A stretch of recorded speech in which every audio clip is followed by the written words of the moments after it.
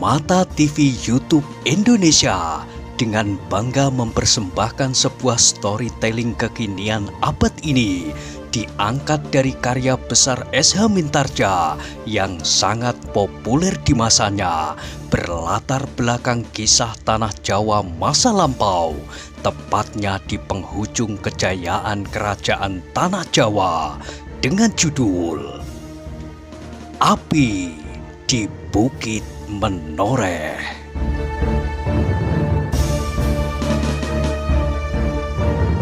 Pada kesempatan yang sangat baik ini, kita masuk pada episode yang ke-130. Selamat menikmati.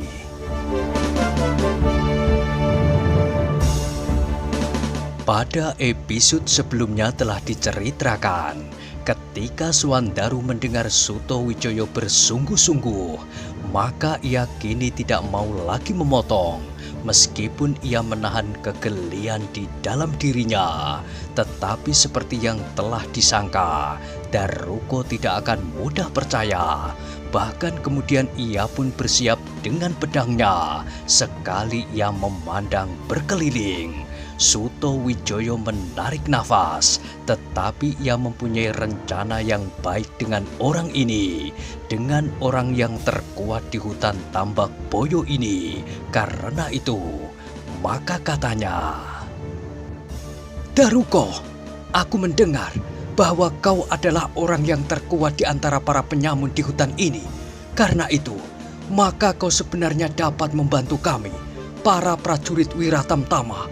Kau dapat menebus dosa ini dengan perbuatan yang menguntungkan dirimu dan menguntungkan kami. Aku akan menanggungmu bahwa kau kelak akan mendapat kedudukan yang baik. Bahkan mungkin kau akan dapat menjadi seorang bekal." Agung Sedayu dan Suwandaru mengerutkan keningnya mendengar kata-kata Sutawijaya. Tetapi lambat-lambat mereka dapat menerka maksud anak muda yang akan memiliki hutan Mentauk dan Tambak Boyo itu. Apalagi Kiai Gringsing. Orang tua itu pun tersenyum di dalam hati sambil bergumam lirih. Alangkah tajamnya otak putra Ki Gede Pemanahan ini. Tetapi agaknya Daruko sendiri merasa bahwa Sutawijaya telah menghinanya, sehingga karena itu maka sekali lagi ia menggeram sambil berkata, "Persetan ocehanmu, apakah kau Panglima Wiratamtama, apakah kau Adipati Pajang? Aku tidak peduli, aku adalah raja di sini, semua harus tunduk kepada perintah dan kemauanku." "Hai, kau mencoba menipuku. Bagaimana dengan gerombolan-gerombolan lain yang merasa dirinya raja pula di sini?" Wajah Daruko menjadi merah padam. Katanya, "Tak ada yang berani melawan Daruko. Semua gerombolan akan dapat aku binasakan satu demi satu kalau aku mau." "Kenapa hal itu tidak kau lakukan? Ternyata kau tidak mampu berbuat demikian. Bahkan kadang-kadang anak buahmu sendiri dapat disergap dan dikalahkan." "Memang, mereka dapat berbuat demikian dengan licik. Tetapi Daruko belum pernah dengan sungguh-sungguh mencoba membinasakan mereka. Asal mereka tidak mengganggu secara langsung kerajaanku, maka aku tidak terlalu bernafsu membinasakan mereka. Orang-orangku masih aku perlukan untuk kepentingan yang lain. Sekarang aku datang untuk menaklukkan kerajaanmu atas nama Panglima Wiratamtama di Pajang," sahut Sutawijaya. Kesabaran Daruko kini telah sampai pada batasnya. Terdengar ia bersuit nyaring. Mendengar aba-aba itu, beberapa orangnya segera mendesak maju dengan senjata-senjata mereka, siap menembus tubuh lawannya. Tetapi lawannya ternyata benar-benar di luar dugaan mereka. Dengan lincahnya Sutawijaya meloncat mendesak Agung Sedayu sambil berkata, "Serahkan orang ini kepadaku. Tolong, tundukkan orang-orangnya. Jangan kau binasakan mereka. Beri mereka kesempatan untuk hidup dan menyesali perbuatannya."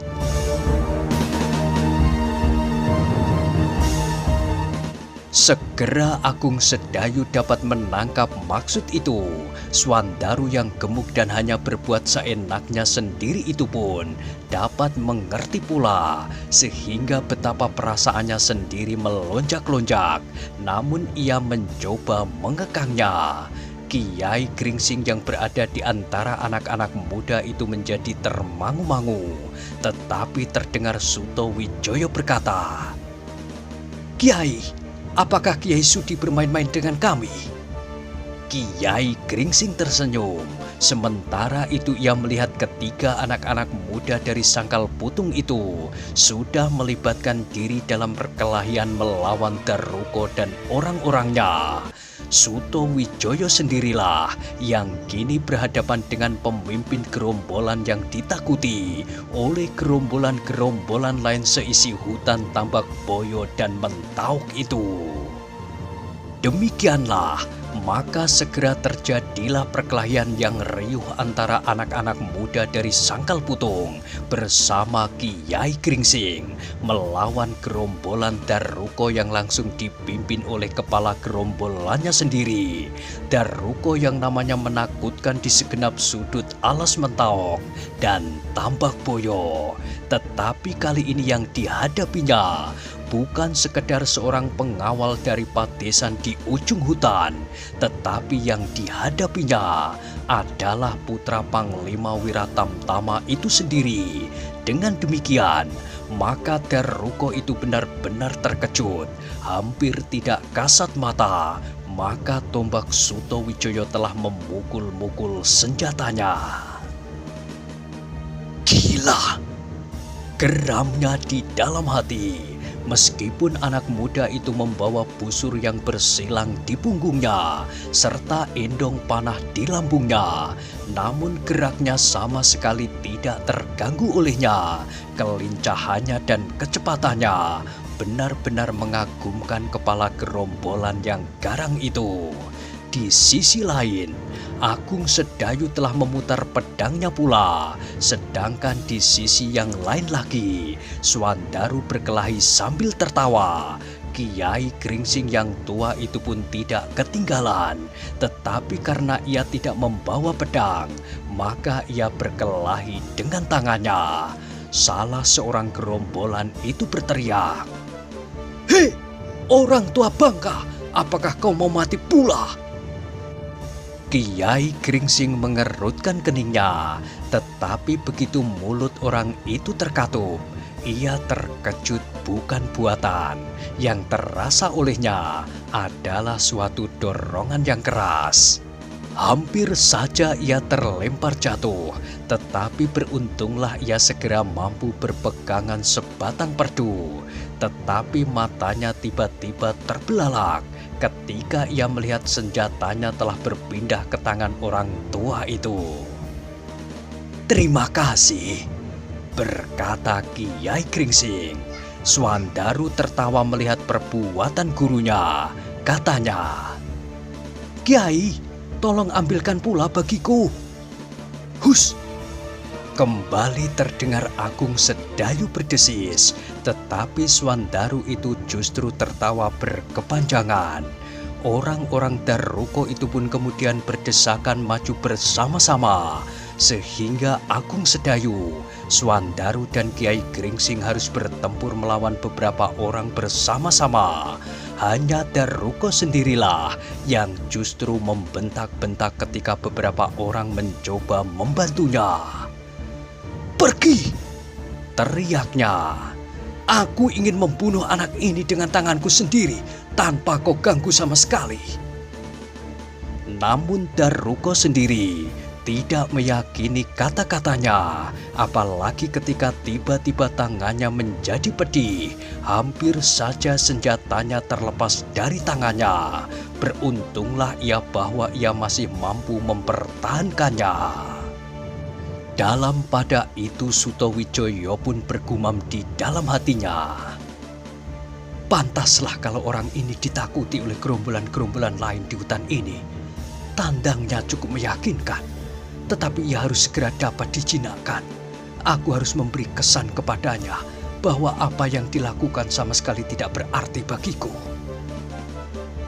Dengan demikian, maka Sutawijaya pun segera memperketat serangannya, bergulung-gulung seperti ombak menghantam tebing. Adalah di luar dugaan Daruko, bahkan mimpi pun tidak, bahwa akan dijumpainya lawan setangkas anak muda itu. Bahkan belum pernah ia berkelahi dengan orang yang memiliki ketangkasan, kelincahan dan keperkasaan seperti lawannya kini. Dengan demikian maka ia bergumam di dalam hatinya. Mungkin benar apa yang dikatakannya, bahwa ia adalah seorang prajurit Pajang.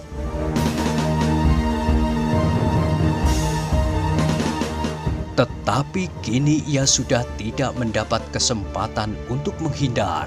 Ketika sekali ia sempat melihat orang-orangnya, maka ia pun terkejut bukan buatan. 12 orang-orangnya itu sama sekali tidak mampu mendesak ketiga orang lawannya. Orang yang tua itu pun masih juga mampu berkelahi melawan beberapa orang-orangnya sekaligus. Sejenak kemudian, Daruko itu pun menjadi bingung. Ia tidak dapat mundur, tetapi ia tidak dapat mengingkari kenyataan bahwa ia beserta anak buahnya itu pasti tidak akan mampu melawan ketiga anak-anak muda itu beserta seorang tua bangka. Maka jalan satu-satunya yang dapat dipilihnya untuk menyelamatkan diri adalah lari. Lari meninggalkan arena pertempuran itu. Bagi Daruko, maka nilai-nilai harga diri itu sama sekali tidak akan diperhitungkannya. Bahkan mengorbankan anak buahnya pun termasuk kebiasaan pula baginya itu. Demikian pula kali ini, ketika tekanan lawannya menjadi semakin ketat, maka Daruko itu pun telah mencoba mencari jalan yang mungkin akan dapat dilaluinya untuk menyelamatkan diri. Tetapi Sutawijaya melihat gelagat itu.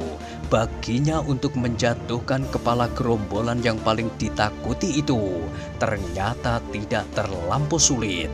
Dengan demikian, ketika Daruko itu telah bersiap-siap untuk lari, terdengar Sutawijaya bergumam, "Ayo, akan lari kemanakah kau? Apakah seorang yang namanya menggelegar di seluruh hutan Tambak Boyo dan Mentauk ini akan tinggal gelanggang kecolong pelayu? Apakah kau tidak malu terhadap dirimu sendiri, Daruko?" Terdengar Daruko menggeram. Katanya, "Aku tidak pernah meninggalkan arena sebelum lawanku menjadi mayat atau aku sendiri yang mati." Kembali mereka dikejutkan oleh suara Swandaru tertawa terputus-putus. Sambil menggerakkan pedangnya, ia berkata, "Hehehehe, Daruko, apakah kau mengigau? Aku percaya bahwa kau belum pernah meninggalkan gelanggang dalam keadaan hidup. Jadi, apa yang selalu kau lakukan adalah melarikan diri setelah kau mati." "Setan!" Terdengar Daruko menggeram. Bahkan kemudian orang itu pun mengumpat tak habis-habisnya. Namun justru suara tertawa Swandaru menjadi semakin keras. Lawan-lawannya sama sekali tidak mampu berbuat apapun atasnya. Sambil tertawa dan berkelakar, Swandaru telah membuat lawan-lawannya menjadi pening. Bahkan seorang dari antara mereka telah terluka. Agung Sedayu terpaksa berkelahi melawan 5 orang, tetapi kelimanya pun tidak dapat mendesak anak muda itu. Meskipun untuk melawannya, Agung Sedayu harus bekerja jauh lebih keras daripada Swandaru. Mungkin anak buah Daruko itu mencoba suatu cara untuk menjatuhkan lebih dahulu lawannya seorang demi seorang, untuk kemudian melenyapkan semuanya berturut-turut. Tetapi ternyata yang seorang itu pun tidak dapat dikalahkannya. Sedangkan Kiai Gringsing yang tua itu pun harus berkelahi dengan beberapa orang pula. Dengan sekedar melayani dan mempertahankan dirinya, Kiai Gringsing sama sekali tidak banyak berbuat. ia menunggu saja Sutowijoyo mengalahkan lawannya dan berbuat menurut rencananya. Yang ditunggu Kiai Geringsing itu pasti segera akan terjadi, sebab Daruko kini benar-benar kehilangan segala kesempatan, apalagi kesempatan menyerang. Kesempatan untuk mempertahankan dirinya pun telah hampir tidak dapat dilakukannya. "Jangan lari," gumam Sutowijoyo ketika ia melihat Daruko selalu mencoba menarik diri. "Aku bukan pengecut," teriak Daruko. "Huh," sahut Sutowijoyo. "Jawabanmu lebih memalukan dari perbuatanmu. Apakah kau telah melupakan kata-katamu sendiri bahwa hanya mautlah yang dapat memaksamu untuk menyerah? Kenapa kau kini akan melarikan diri?" "Setan tetean!" Mulut Daruko menghamburkan sumpah serapah tidak karuan. "Aku akan membunuhmu!" Tetapi kata-katanya terputus. Tangkai tombak Sutowijoyo tiba-tiba mengenai kepalanya yang botak, yang sama sekali tidak ditutupinya dengan ikat kepala. Sekali lagi Daruko menyumpah-nyumpah semakin kotor. Namun sekali lagi kepalanya yang botak itu terpukul oleh tangkai tombak Sutowijoyo. "Aku baru mempergunakan tangkai tombakku," berkata Sutowijoyo. "Ayo, lebih baik menyerahlah. Aku tidak akan membunuhmu."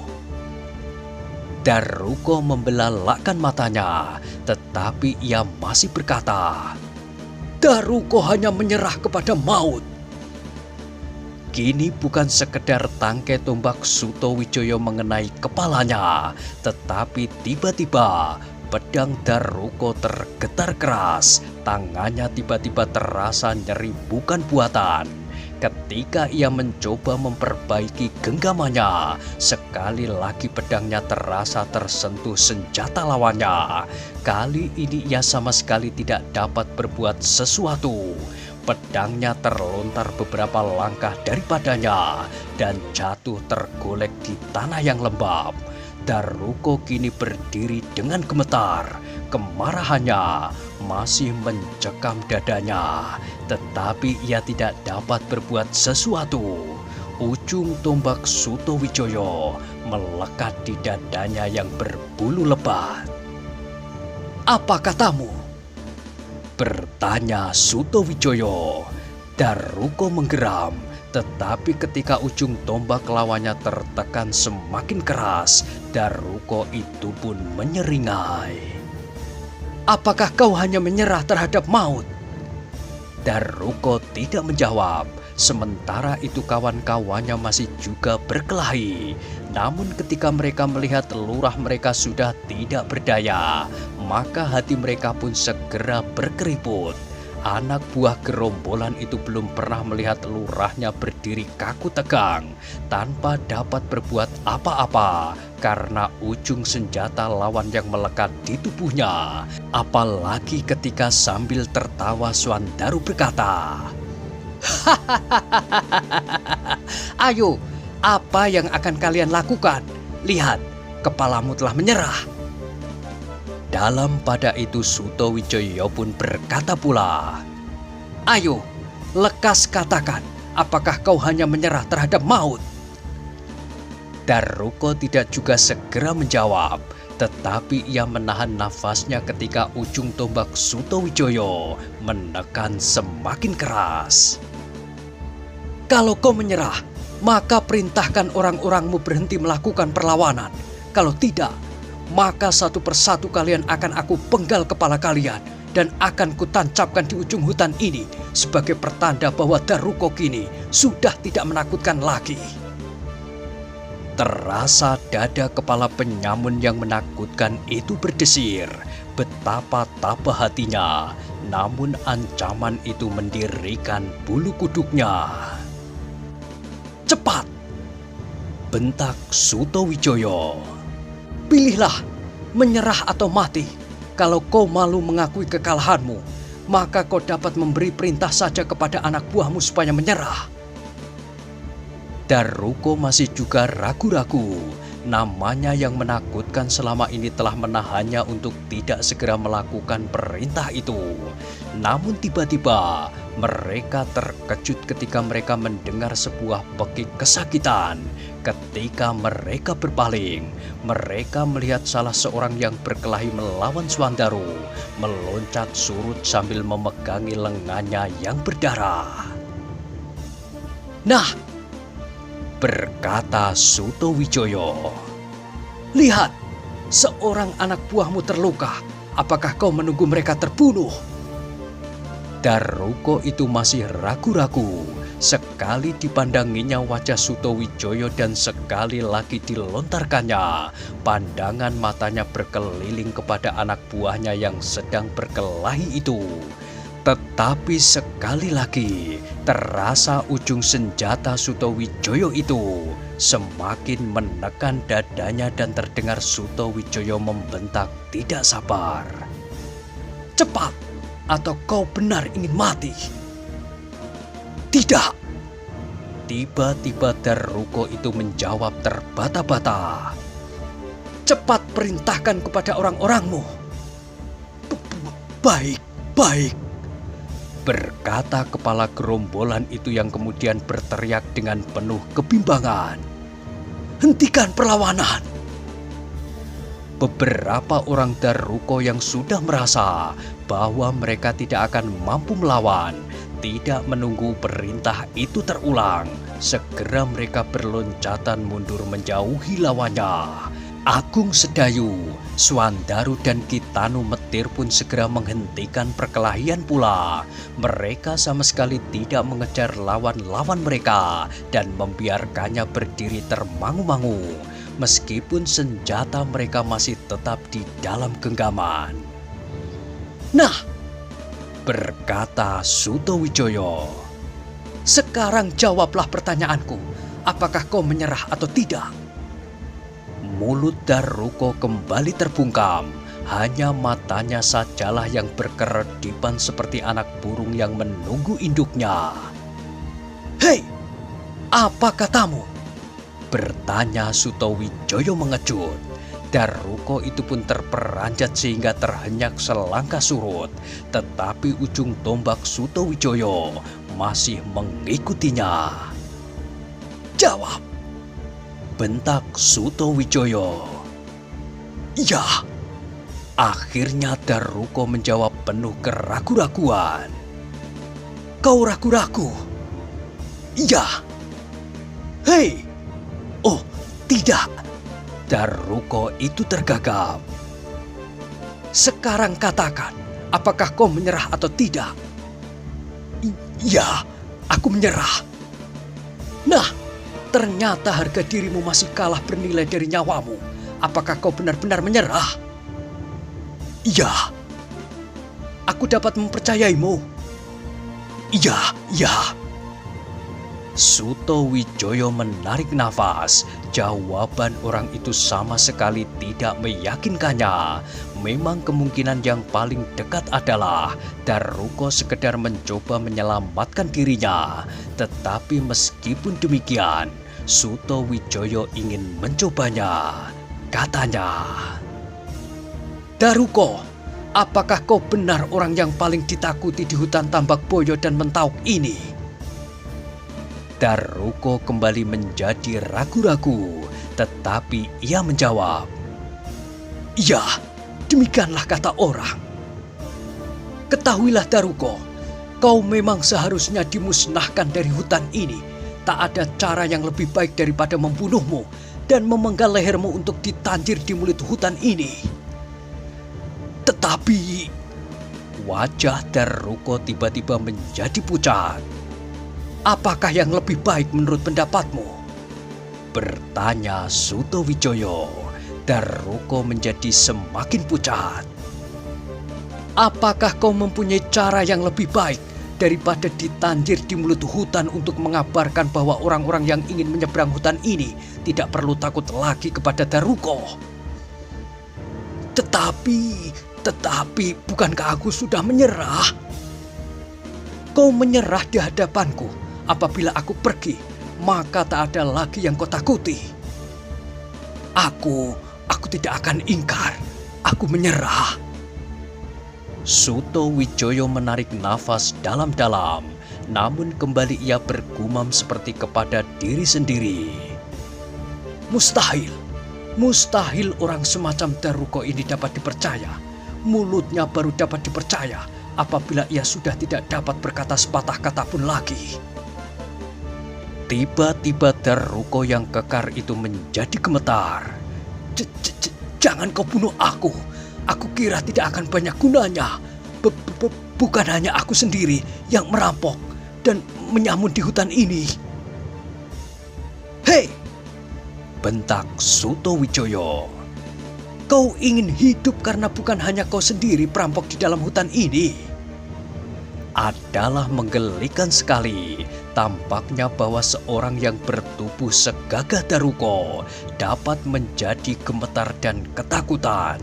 Wajahnya kini benar-benar menjadi seputih kapas. Sekali lagi, ia merengek seperti kanak-kanak yang melihat bapaknya menggenggam cemeti. Ampun Tuan, ampun. Suto Wijoyo memandanginya dengan tajamnya, kemudian memandang beberapa anak buah Daruko. Aneh, mereka pun menjadi gemetar dan ketakutan. Wajah-wajah mereka pun menjadi seputih kapas.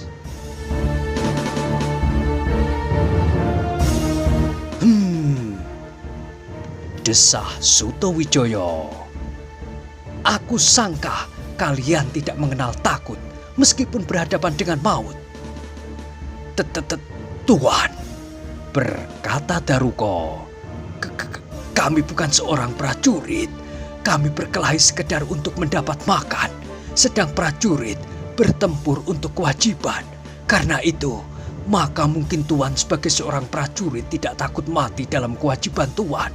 Tetapi kami ingin bahwa kami tidak mati hanya karena kami sedang mencari sesuap nasi. Betapa tegang hati Suto Wijoyo, namun ia harus tertawa di dalam hati mendengar kata-kata Daruko. Karena itu Tuan, Daruko meneruskan. Kami mohon ampun. Daruko, sahut Suto Wijoyo. Mungkin kau sekarang menyadari bahwa seakan-akan tidaklah seimbang kesalahanmu dengan hukuman mati itu karena kau hanya sekedar mencari makan untuk hidupmu. Tetapi bagaimana dengan para pengawal itu? Bukankah mereka pun bekerja sekedar untuk mendapatkan upah yang berarti sekedar untuk mendapatkan sesuap nasi juga? Apakah sudah selayaknya bahwa kau berkeras hati untuk mencarinya dan kemudian membunuh mereka karena mereka telah melawan anak buahmu dan mengalahkannya? Aku tidak akan membunuh mereka, Tuan. Tidak. Untuk apa kau cari mereka? Kami hanya akan mencari siapakah yang telah mencelakai orang-orangku. Iya, untuk apa? Bentak Suto Wijoyo. Orang yang botak itu menundukkan kepalanya. Daruko, berkata Suto Wijoyo kemudian. Daruko mengangkat wajahnya. Wajahmu seram, tubuhmu pun cukup mengerikan. Kau memang pantas bernama Daruko, seorang yang menakutkan di hutan Tambak Boyo dan Mentau, seorang yang paling ditakuti oleh gerombolan-gerombolan lain di alas ini. Daruko tidak menjawab. Ia tidak tahu apakah maksud Suto Wijoyo sebenarnya. Apakah kau sudah benar-benar menyerah? Ya Tuan, sahut Daruko serta-merta. Dan menyesal? Iya Tuan. Daruko, dengarlah baik-baik, berkata Suto Wijoyo bersungguh-sungguh. Kau dengar bahwa sebentar lagi hutan ini akan dibuka menjadi sebuah negeri? Ya Tuan. Nah, dengan demikian, maka setiap kotoran yang ada di dalam hutan ini harus dibersihkan lebih dahulu. Panglima Wiratamtama yang akan memiliki hutan ini tidak mau melihat orang-orang semacam kau ini tinggal di dalam hutan ini? Aku akan pergi, Tuan. Hei! Suto Wijoyo membelalakkan matanya. Begitu mudahnya kau menyamun dan merampok. Setelah kau tertangkap begitu saja kau pergi. Tidak, kau pun pasti akan menyamun dan merampok di tempat lain. Sebab kau tidak punya pekerjaan tertentu. Tidak, Tuan. Aku akan mencoba mencari tanah pertanian dengan anak buahku. Aku akan hidup bercocok tanam bersama dengan mereka. Sementara ini, kau tidak akan dapat melakukannya. Kau adalah seorang yang biasa hidup dengan berkelahi. Jawab Suto Wijoyo. Apalagi kau tertangkap saat kau melakukan perlawanan. Lain halnya kalau kau menyerah sebelum aku menarik pedang dari sarungnya. Ampun, Tuan. Kau harus dihukum. Tetapi aku minta diampuni, Tuan. Aku masih belum ingin mati.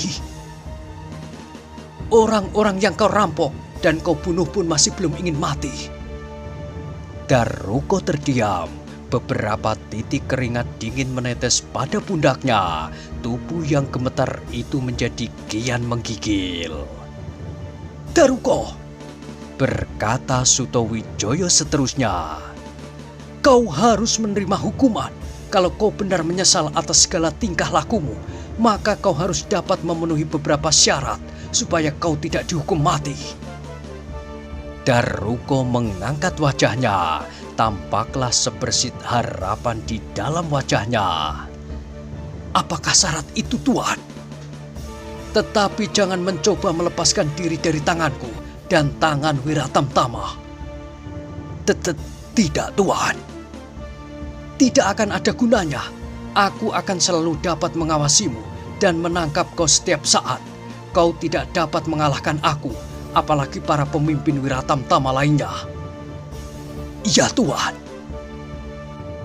Nah, dengarlah syarat itu. Dalam waktu yang dekat, sebelum hutan ini mulai dibuka, maka kau harus sudah menyelesaikan syarat itu. Kau harus mampu menangkap semua orang yang menjadi penyamun dan perampok di dalam hutan ini. Kau dan orang-orangmu harus mampu menumpas semuanya. Tetapi ingat, aku tidak memerintahkan kepadamu untuk menumpas orang-orangnya. Tetapi perbuatannya, apakah kau dapat mengerti? Hanya apabila perlu, kau boleh mempergunakan pedangmu. Kau mengerti? Wajah Daruko yang telah memutih seputih kapas itu pun kini mulai dialiri oleh darahnya kembali. Ditatapnya wajah Suto Wijoyo seakan-akan ia ingin mendengar ketegasan dari kata-katanya. Apakah yang harus kau lakukan? Membinasakan setiap gerombolan yang ada di hutan ini. Tetapi jangan berlaku seperti apa yang pernah kau lakukan. Ingat, alangkah ngerinya menghadapi maut. Kau sendiri telah melupakan kejantanan dan kesombonganmu ketika kau sudah mulai dijamah oleh bahaya maut itu. Kau dengar kata-kataku? Bertanya Suto Wijoyo. Iya Tuan, aku mendengar. Jawab Daruko. Kau mengerti? Daruko termangu-mangu sebentar. Tiba-tiba ia mengangguk. Iya Tuan, aku mengerti.